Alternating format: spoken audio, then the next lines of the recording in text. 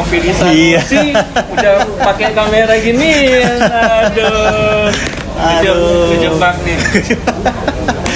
Aduh Pak, dari lari Pak. Aduh, keren. Biasanya lari bareng pagi ini kok tumben ngajak ngopi. Ini gua ngajak ngopi sekalian gua culik. Di Sanusi lagi. Di Sanusi. Asik kopi. Tempatnya lumayan agak enak, agak lumayan. Bang, pesan bang. Yuk. Di sini biasanya lebih top kopi apa sanggar bang? Minum apa bang? Sanggar aja Bang. Sanggar aja. Ya bang, kopi lagi saya kopi dia sanggar. Dari mana Pak? Jadi udah 2 minggu, hampir 3 minggu nggak lari pak. Ya salah. Begitu lari lagi engsel kambuh. Ya, balada orang tua pak. Cuman pengen nge-guide dede gemes jadi. Kasih Bang ya. Maaf ya, bini. Cece. Ya, udah lama nggak lari. 2 mingguan off ya. Ya. Lu lari udah berapa lama sih? Hampir setahunan. Hampir setahunan ya? Wih, gila. Hampir setahunan. Udah paling jauh tuh berapa Kak, Pak? Selama ini. Itu udah berapa kilo? Bukan gaya-gayaan aja. Tapi terakhir kemarin diajakin sama kawan-kawan dari Guru Teh sampai Paro. Lumayan 30 kilo. 30 kilo. Oh. Gimana sih lu bisa Iya. apa namanya? Tiba-tiba bisa mengambil keputusan gue harus running nih. Awalnya kan iseng-iseng, tapi akhirnya jadinya rutin dan menjadi suatu kebiasaan yang dilakukan terus-menerus gitu. Itu kapan sih? Maksudnya aku punya pikiran gue harus olahraga nih, dan olahraganya milihnya gue running aja.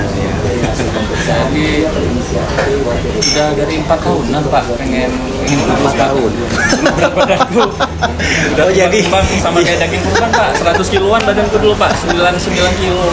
Jadi memang niatnya mau Niat kurus. buat larinya itu susah betul pak. Jadi sebenarnya kalau dianalogikan ke kehidupan sih progres kita mau lebih ada peningkatan itu sebenarnya tergantung niat pak. Tergantung niat, betul. Jadi 4 tahun itu memang niatnya mau lari, cuman niatnya memang kurang ada gitu ya. Kayak 4 tahun ya nggak lari-lari, kan makan terus pak. Alhamdulillah pak. Ya. Alhamdulillah tahun lalu tepat bulan Juli lah, bulan Juli 2019 rutin lari sampai sekarang dari 99 ke 75.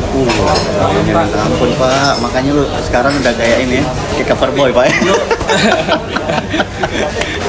Itu lah ikutan lari kan akhirnya kan. Akhirnya gue keracunan gara-gara lu juga. Lanjut Pak. Kita santai aja nih Pak. Lebih santai. Nah, ngomong-ngomong masalah ini, gue balik nanya sedikit nih. Oke, gimana Pak? Kenapa lo mendadak ngevlog pak? Kok gue jadi wawancara Ya, jadi? aja pak. Jadi maksudnya selain gue lo nanya, cuman paling nggak berbagi informasi aja pak. Berbagi penyembuhan pak. Gimana ya? Awalnya sih sebenarnya pada dasarnya gue orangnya suka berbagi Pak. Maksudnya berbagi hal yang positif.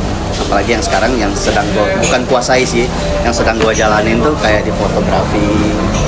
Jadi gue pengen berbagi aja gitu, maksudnya pengen sharing sama orang. Cuma karena keadaan kita yang sekarang di masa pandemi seperti ini kan dibatasin semua, pertemuan nggak bisa. Maksudnya kadang-kadang kita bisa pertemuan, cuma kayak kita mau bikin sharing, kita bikin diskusi kan agak lebih dibatasi gitu kan Pak.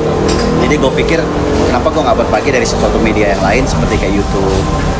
Karena gue lihat orang-orang banyak berbagi lewat mereka nge-vlog tapi bisa cerita. Nah, gue gimana caranya? Gue pengen berbagi tentang fotografi, gue pengen cerita dan berbagi dan teman-teman bisa sharing tapi lewat YouTube gitu, lewat vlog. Ini semenjak pandemi muncul ide gini pak. Semenjak pandemi. Karena kan gue tau lo prepare lumayan bagus itu pak buat eksibisi foto lo. Iya betul, benar. Yang tentang Tionghoa Muslim itu kan. Tionghoa Muslim itu pak. Gue tunggu pak. Itulah Pak, seminggu udah mau acara, udah prepare-nya udah oke, cetak foto udah semua, tiba-tiba keluar peraturan pemerintah nggak boleh ada pertemuan, nggak boleh ada sosialisasi. Aduh Pak, stres lah Pak. Langsung lemas Pak. Cuma dari beberapa bulan itu akhirnya gue pikir, aduh gimana caranya ya untuk bisa berbagi semua. Ya udah gue dapat vlog. Gue seneng sama lo ya, karena apa ya? Khususnya di Aceh mungkin yang setahu gue nih baru ya mungkin setahu gue nih baru lo yang yang membuat channel seperti ini yang ngasih edukasi, sharing informasi, sharing pengalaman, dan gue yang nggak kenal fotografer atau teman-teman lain yang di bidangnya masing-masing yang benar yang bagus, dan ternyata di Aceh banyak juga talent-talent. Bener, banyak banget Pak. Orang-orang yang berbakat gitu Pak. Mungkin belum ada yang memulai Pak. Belum ada yang memulai, jadi dengan gue mulai ini ada banyak yang lain-lain yang bisa berbagi. Tapi betul sih Pak, tujuan gue memang fokus gue Aceh. Fokus gue Aceh, mengenalkan fotografer Aceh, dan memang fokus gue sih ya orang-orang Aceh memang yang lebih banyak nonton tuh fotografer Aceh. Seandainya ada di luar teman-teman yang di luar, ya itu memang mereka mungkin gak teman gue, dan bangga lah, maksudnya mereka tanya akhirnya, oh di sana tuh ada tuh ternyata yang bisa buat foto story, oh ternyata tuh ada tuh yang motret kayak gini gitu. Itu istilahnya gue kepuasan tersendiri lah Pak, tujuan gue udah tersampai, maksudnya udah tercapai kayak gitu lah Pak. Gue pengen bahas sama lo tuh lebih dalam gitu tentang fotonya, maksudnya lebih personal gitu kan. Karena banyak beberapa teman-teman yang udah gue ajak ngomong, gue bahas masalah foto story, bahas masalah street fotografi, bahas masalah personal project, membuat sebuah project. Tapi sama lo gue pengen bahas sesuatu yang lebih personal gitu Pak ya. Gak apa-apa kan Pak? Membahas masalah isi dalam celana gua nih. Jangan dah, nanti didengar istri ngaco ini, perang ini ya. Karena gue lihat lu motret, walaupun motret istilahnya lu motret couple lah ya, lu terkenal sebagai fotografer komersial di bidang apa sih, maksudnya motret couple, motret wedding, bukan wedding ya, couple ya istilahnya, atau post wed seperti itu lah ya. Tapi yang gue lihat foto-foto lu tuh Pak agak lebih keluar dari konteks, keluar dari kotak daripada orang-orang yang motret couple itu seperti biasanya. Nah di situ gue tiba berpikir, kenapa lo bisa membuat gaya seperti itu dan lo laku gitu Pak. Maksudnya ada banyak orang yang pingin buat juga dengan sisi personalnya dia, tapi dia lebih menjaga kayak eksistensinya. Gue takut kehilangan orang nih, klien. Tapi lo bisa menemukan sesuatu yang lo bisa motret dan lo bisa dapat sesuatu di situ gitu. Maksudnya cerita kenapa sih Pak awal lo bisa mulai gini lah, gue balik dulu deh. Awal lo mulai kenal di foto tuh seperti apa sebelum kita kesini dulu deh. Lu kapan kenal motret, kenal fotografi itu kapan? Ngomong masalah fotografi Pak, itu ujung-ujungnya jadi curhat masalah yang keluar. Kacau nih, cuma ada sedikit yang gue tutup lah ya. Iya. Disensor sedikit lah Pak. Sedikit Pak. Jadi kalau kita di hidup ini Pak, pasti kan ada kondisi di saat kita lagi stabil, lagi bahagia, lagi sedih, lagi depresi Pak. Iya. Ada di posisi gue pada saat itu, posisi ada beberapa pencapaian hidup gue yang gak tercapai Pak. Oke. Gue agak down, agak depresi. Ini menarik banget nih Pak. Ya serius Pak. Karena hal itu Pak, cuman awalnya iseng-iseng dari kameranya Pak. Oke. Landscape. Ya udah Pak, bisa. Keterusan itu karena gue seperti ada kayak ada penyembuhan di jiwa gue sendiri Pak. Kebetulan di foto. Jadi dengan lu motret lu kayak merasa kayak ada pemulihan di bagian jiwa gitu. Atau ada sesuatu kayak anti toksik yang bisa nyembuhin pikiran-pikiran depresi gue Pak. Tapi sebelum sekarang motret gue emang seneng ngeband dulu Pak. Oke, ya gue tau lu anak musik, lu main gitar dulu gitu. Kangen band kayak kalah. Enggak dong. Oke. Rambutnya aja kayak kangen band dulu. Oh gitu. Terus ada beberapa saat kemudian gue pada saat itu Pak gambling aja Pak, duit pas-pasan tapi pengen bisa motret, silakan Pak. Terus lagi suka motret tetapi budget pas-pasan, basic motret juga belum ada, nekat Pak. Nekat beli waktu itu EOS M Pak. EOS M tapi kebetulan masih ada budget. Terus tiba-tiba pengen upgrade ke 5D Mark III. Iya, gila. Baru mau motret, ngupgrade-nya udah gila. Tapi nggak bisa make Pak, nggak bisa make. Yes. Cuman dia prinsipnya gini Pak, apa yang gue korbanin, ya gue harus dapat effortnya apa biar jadi worth kita gitu Pak. Jadi bagi gue berani gambling untuk ngorbanin budgeting untuk beli kamera, tapi gue camkan pada diri gue sendiri, kamera ini betul-betul bisa memanfaatkan bukan untuk mencari keuntungan semata nantinya, gue nggak mikir di situ awalnya Pak, tapi menjadi penyembuhan buat gue Pak, teman hidup gue ingat teman gue yang di Bandung Pak, namanya Rifan Layudi yang kita ketemu di Bandung, dia pernah bilang sama gue kalau lakukan apa yang lo suka, tetapi pada intinya dia mengatakan pasar itu bisa diciptakan Pak, pasar itu bisa diciptakan dengan konsistensi dan dengan alur yang konstan gitu Pak.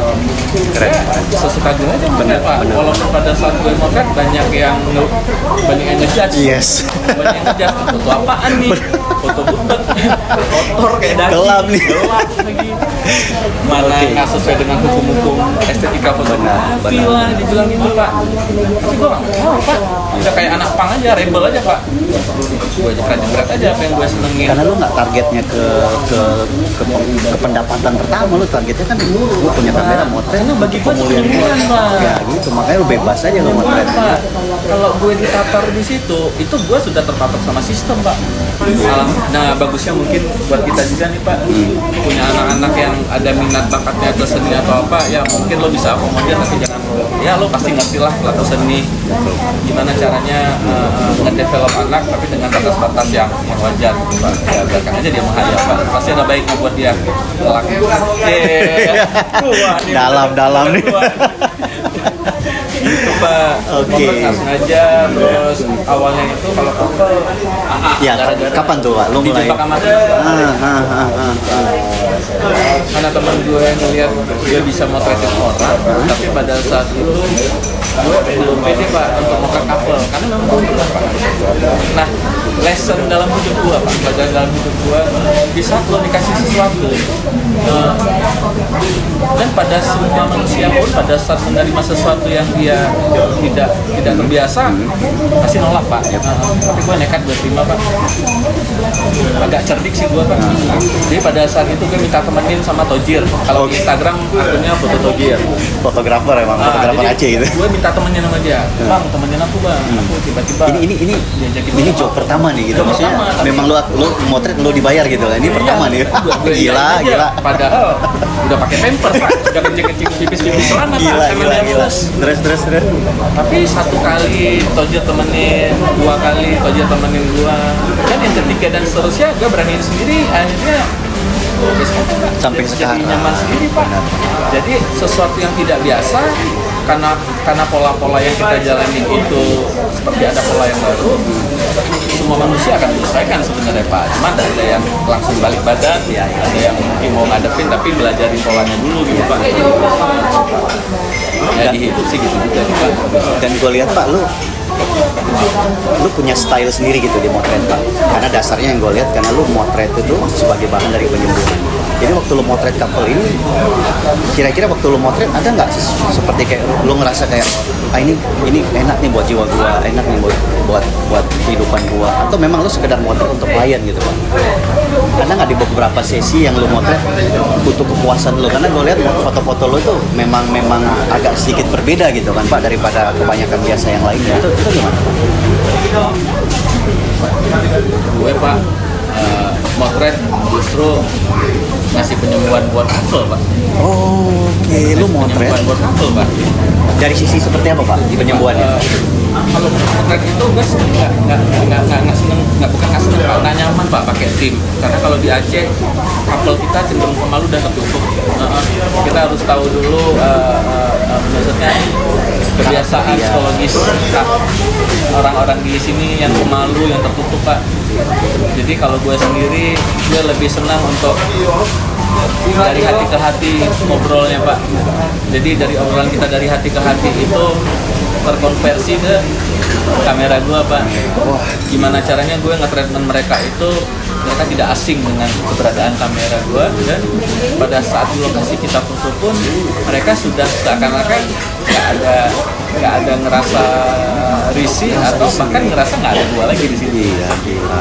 Atau ya kayak teman ngobrol aja Pak. Jadi itu nggak masalah gue megang apa, tapi mereka sudah menerima gue di circle mereka gitu Pak.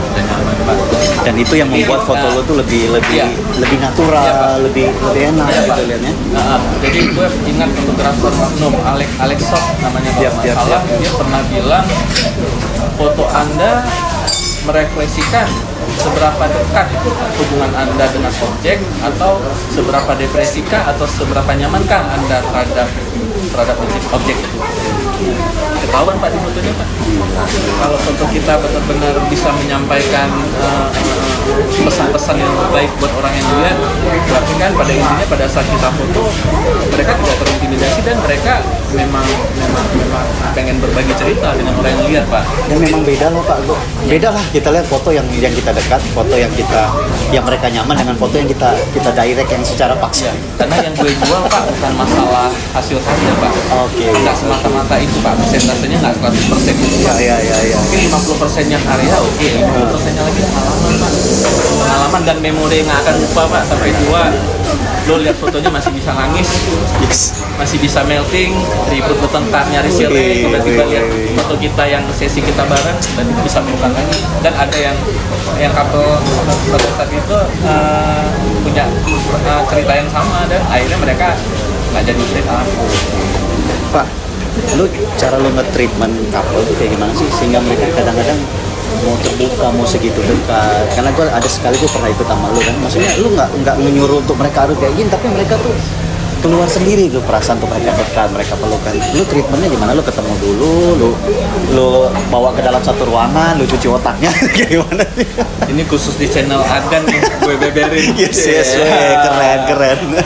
Jadi gini Pak, dan gue juga sudah buat pengakuan ke bini gue. Dulu gue banyak pacar Pak. Oh iya. Gagal terus. Trial aja Pak, trial. Tetapi sebelum nikah itu pada dasarnya gue memang senang mempelajari sifat orang Pak. Oke. Jadi mempelajari manusia. Gue nyoba deketin cewek ini, walaupun dengan muka pas-pasan gitu Pak ya. Tapi yang penting speaknya.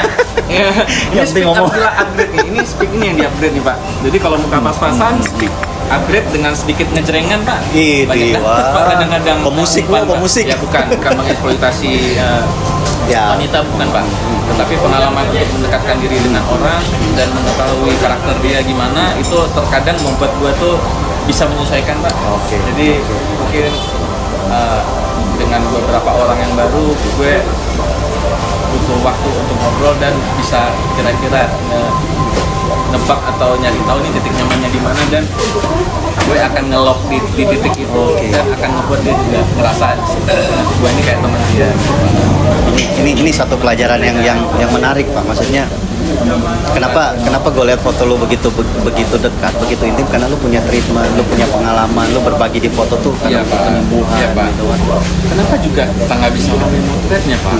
Karena di saat gue ngegali perjalanan hidup mereka, ada hal-hal yang nggak enak untuk diketahui orang lain, dan itulah jadi makna seperti seorang sahabat dadakan. Sahabat dadakan artinya mereka mau buka-bukaan tentang hidup mereka, dan gue keep sendiri gitu. Enaknya menjadi fotografer seperti kita bisa akses masuk ke rumah orang manapun Pak, rumah orang ningrat sekalipun, ke rumah orang biasa, ke rumah berbagai kalangan. Dengan foto itu kita bisa tahu isi cerita hidup mereka Pak.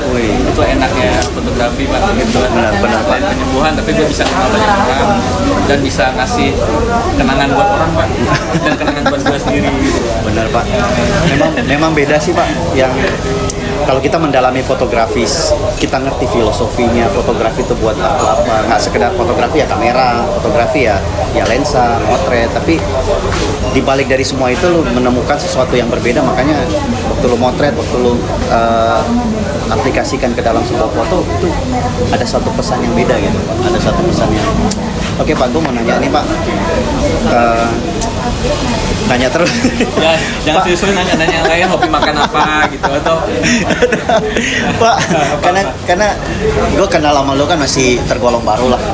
Gue juga kenal sama lo tergolong baru. Kita udah kayak PDKT mau pacaran aja nih, curhat-curhatan, bukaan perasaan. Ya, tapi Pak, gini lah Pak, senang bisa kenal sama orang seperti itu yang maksudnya gini Pak, yang hancur lah, yang sama-sama hancur ya, bangsat mindsetnya gitu, maksudnya bangsat mindsetnya dalam arti nggak perlu waktu lama untuk bisa menyesuaikan karena kita berada dan concern di tujuan yang sama Pak, untuk fotografi. Betul Pak. Memberi cerita dan memberi perubahan, memberi message, pesan positif buat orang yang lihat dari karya kita. Walaupun ya karyanya tuh yang nggak bisa diterima oleh banyak orang gitu Pak. Maksudnya kadang-kadang ada orang yang lu mau tren apa sih, tapi ya nggak bisa tahu lah, Pak. mungkin nggak bisa diterima karena memang segmentasinya beda-beda Ya. Pak. Ya mungkin ada di kelompok-kelompok tertentu yang ngelihat karya lo ini apaan Ya. gitu, tetapi kan di segmen tertentu, di kelompok tertentu memang karya lo dianggap benar-benar jadi pesan yang baik buat mereka, referensi Betul. Pak. Nah itu gimana Pak? Lu menciptakan sebuah gaya, sebuah style yang gaya lu sendiri, dan lu bisa orang bisa nyari lu gitu. Maksudnya orang tetap si Kino kan gayanya tuh gelap, gayanya tuh kayak gini, tapi orang mau datang ke lu dan mereka ngebayar gitu. Itu yang ngebangun yang ya mungkin teman-teman yang lain yang mencoba memotret sesuai dengan hati mereka, tapi mereka masih takut karena takut kehilangan klien, itu gimana tuh? Lo pernah dengar nggak statement Carol Kunchoro? Yang fotografer. Your vibe will attract your pride. Dan itu keren Pak, nih sampai sekarang nih gue masih sangat gue. Satu hal lagi Pak, kita nggak bisa maksain orang lain itu kita jadikan sesuatu yang kita inginkan Pak. Itu nggak manusiawi Pak. Gimana caranya orang yang datang sama kita itu kita sudah tidak mengganggu keberadaan dan attitude dia Pak. Malah kalau bisa memang kita akomodir, terus yang kita benar-benar kita kasih treatment yang intens sampai benar-benar semakin kuat karakter auranya Pak. Itu pentingnya. Dan itu kita harusnya Pak gitu Pak. Menurut gue gitu Pak. Dan lo yang satu-satunya orang yang gue lihat ya inilah ini personal gue, maksud personal gue, lo motret dengan gaya lo, dengan kebebasan lo, tapi lo tuh ya laku gitu Pak, maksudnya tapi lo tuh dibayar gitu Pak. Itu yang Iya, Pak. yang buat gue tuh kapan gue nyampe ke situ langsung gue motret dengan gaya gue, dengan kegilaan gue, tapi orang tuh datang Gan gue mau motret sama lo dong Gan, dan dia bayar gitu. Itu tuh yang Tapi yang gue lihat Pak, orang yang datang ke gua itu bukan masalah konten yang gue hasilin Pak, tetapi pesan dari foto gue itu nyampe kayaknya Pak. Oke. Bukannya konten lo, bukannya gaya lo gitu. Fotos, no matter how ugly your style atau apa gitu Pak. Tapi yang terpenting adalah bisa lo ngasih sesuatu di Instagram itu kayak nyampein sesuatu yang mungkin yang lihat itu nyampe Pak. Pernah nggak sih Pak ada klien lo yang protes dengan lo potret? Pernah nggak sih? Maksudnya dia udah datang sama lu, kok jadi kayak begini? Ada Pak, jebakan Batman namanya Pak. Kacau itu Pak. Gitu. Jadi itu kayak gimana tuh? Kan gue dari luar kota, terus adiknya kuliah di sini,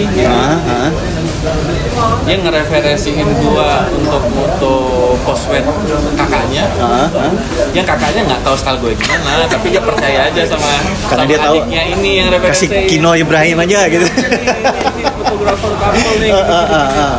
Tapi apa yang terjadi Pak, begitu gue mau ya udah dikomplain Pak. Komplain karena kok begini, ini kok begitu. Kok bagusan kita motonya di HP Bang, bagusan kami moto di HP Bang, di hasil foto Bang tuh gelap. Dan lu ngadapinnya tuh kayak gimana Pak? Lu maksudnya gimana? Ya, gue lemasin aja Pak, kalau kata Sarini lemasin aja. Nah gimana lagi Pak, palingan gue sesuaiin di editingnya, palingan Pak gue terangin jadinya, kan gue mungkin seleksi ulang lagi Pak beberapa foto yang gue anggap mungkin nggak proper buat mereka, jadinya bekerja jadi profesional Pak. Iya.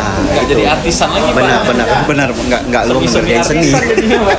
Nggak bisa juga terkadang terlalu idealis Pak ya. Oke, ada juga ternyata Pak ya pengalaman yang kayak gitu ada juga Pak. Nggak pure juga idealis Pak. Susah juga jalan Pak. Iya Pak. Tapi paling nggak di setiap sesi lo motret couple itu lo jangan menipu diri sendiri lah. Lo jangan jadikan mereka orang lain dan lo jangan mengubah diri lo menjadi orang lain lah. Dari hasil karya lo. Hanya untuk semata-mata ini Pak. Lo gokil banget lah Pak. Ya enggak sih Pak, cuman karena pengen menyuarakan apa yang gue pengen suarakan. Kalau kata Om Anton Ismail ya. Om Anton Ismail ya, yes. Pemuliar ya Pak. Pemuliar ya Pak. Pak, lo ada kerinduan, maksudnya lo ada keinginan nggak sih teman-teman motret kayak lo di kapal tuh yang betul-betul mereka motret menemukan jiwa mereka, menemukan perasaan mereka. Lo pernah nggak sih berbagi dengan mereka dan nggak ada hasil nggak sih itu Pak? Atau ya mereka ya udah motret sekedar motret aja. Saya ada suatu keinginan nggak sih Pak? Lo motret dapat sesuatu lah kayak gini lah, jadi lo pasti bakalan enak maksudnya motretnya. gue sharing ke teman-teman yang Seprofesi yang apa kalau di kesempatan mereka biasa ngajak gue untuk sharing-sharing di warkop atau ada sesi kayak sharing session di Sharing workshop session, yes. gue selalu nyempetin untuk nyampein kalau jangan malu dan jangan takut untuk menyuarakan suara kalian selama itu dalam batas-batas norma-norma lah Pak. Ya kita di kehidupan di sini juga kan penuh dengan norma-norma Pak. Ya mau disesuaikan aja, tapi jangan membuat diri kita terbelenggu Pak untuk menyuarakan sesuatu. Gue sih kayak gitu. Dan lo Pak terkenal sebagai fotografer yang memotret dengan rasa. Iya. Ya mecin Pak. Memotret dengan rasa, maksudnya Pak. Dan lo pernah buat workshop gitu maksudnya dengan temanya tuh apa sih tentang rasa gitu Pak? Kayak judul film. Maksudnya Pak, apa yang lo bagi maksudnya memotret dengan rasa itu apa yang lo bagi? Terkadang gestur-gestur itu keluar Pak pada saat gue treatment karena gue treatment sesuatu ke mereka itu yang sebenarnya Pak. Oke. Gue coba eksplorasi cerita hidup dia. Kalau kira-kira pada saat dia cerita itu memang ranahnya lebih ke ranah depresi atau ke ranah kesedihan, ya gue akan gali terus ke situ Pak. Jadi pada saat gue ketemu seseorang, gue coba mengetuk pintu hatinya Pak untuk melihat kira-kira jiwanya lagi kondisinya gimana nih Pak. Kalau mau yang lagi bahagia ya udah gue akan sebahagia mungkin treatment dia dan itu dapat di fotonya gitu Pak. Tapi kalau ada beberapa cerita-cerita kelam yang mungkin dia pernah alamin dan itu yang coba gue gali. Makanya kalau foto-foto individu sih gue memang tetap nyamannya sendiri karena lebih personal sebenarnya. Ngobrolnya kayak kita berdua ini ngobrol dari hati ke hati Pak. Dan itu nggak nipu di hasil Pak. Betul. Pak, referensi lo di fotografi siapa sih Pak? Sehingga lo buat lo segila ini gitu, maksudnya pandangan lo tentang fotografi. Minim Pak, karena maksudnya mungkin referensi gue nggak sebanyak lo Pak. Jadi paling teman-teman sekitar aja Pak, teman-teman sekitar, terus ada beberapa referensi mungkin dari kayak Bobinda juga bilangin gua kalau untuk foto yang begini-begini lo ngelihatnya yang fotografer ini kebanyakan fotografer Magnum. Ya gue nggak bisa ngasih apa-apa mungkin dari sisi hal yang lain, tapi gue bisa ngasih sesuatu dampak yang baik melalui karya mungkin Pak. Pesan, maksudnya pesan bukan kualitas karya tapi sesuatu pesan yang jangan malu untuk jujur gitu Pak. Benar. Jangan malu untuk jadi diri sendiri gitu Pak. Dan mau nggak mau lo udah menyuarakan sesuatu hal yang positif sebenarnya. Senangnya itu Pak, jadi berkali-kali setiap ada couple, gue bilangnya sahabat yang datang minta difotoin, gue selalu yakinkan ke mereka terima kasih sudah menjadi diri sendiri dan terima kasih juga sudah menunjukkan ke orang-orang lain bahwasanya tidak begitu jelek dan malah menjadi hal yang begitu baik karena kalian udah jujur. Waduh, Pak, gua nggak bakal habis-habis bahas sama lo Pak, bakalan beberapa sesi. Sukses juga lah buat channelnya Pak. Ya Pak, semoga makin banyak orang yang inilah dapat terus berbagi informasi Pak Siap, buat Pak. kawan-kawan. Siap, Pak. Dan semoga bisa nge-sharing pengalaman dan yang lain juga ada membawa perubahan yang baik lah Pak buat yang lihat channel lo. siap Pak. Mantap Pak, thank you banget Pak ya. Waduh, Sama-sama, keren. Pak.